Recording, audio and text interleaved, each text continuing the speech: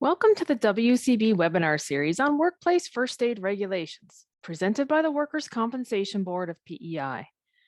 This video discusses how to perform a workplace first aid risk assessment.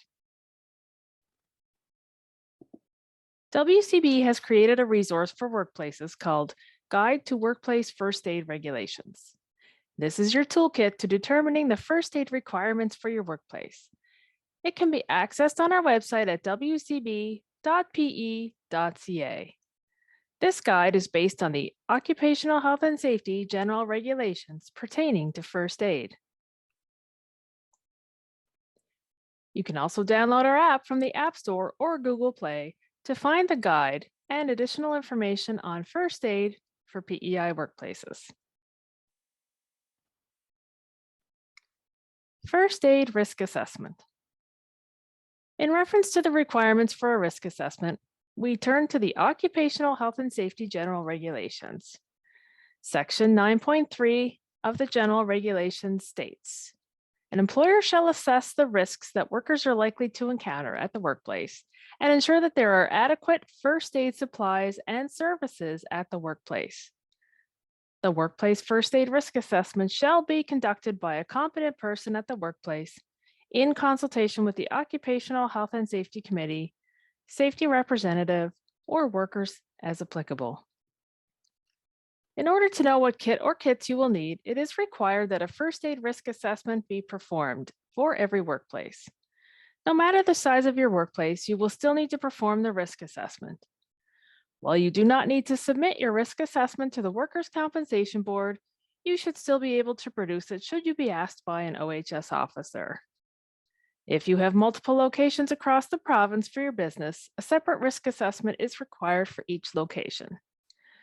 No specific format for the risk assessment is required, but a template is provided in the Guide to Workplace First Aid Regulations mentioned earlier in this video. It is required that a risk assessment be completed by a competent person and in consultation with the safety committee or safety representative, and it must be reviewed annually. A competent person is defined in our regulations as a person who, 1, is qualified because of that person's knowledge, training, and experience to do the assigned work in a manner that will ensure the health and safety of persons in the workplace, and 2, is knowledgeable about the provisions of the Act and regulations that apply to the assigned work and about potential or actual danger to health or safety associated with the assigned work.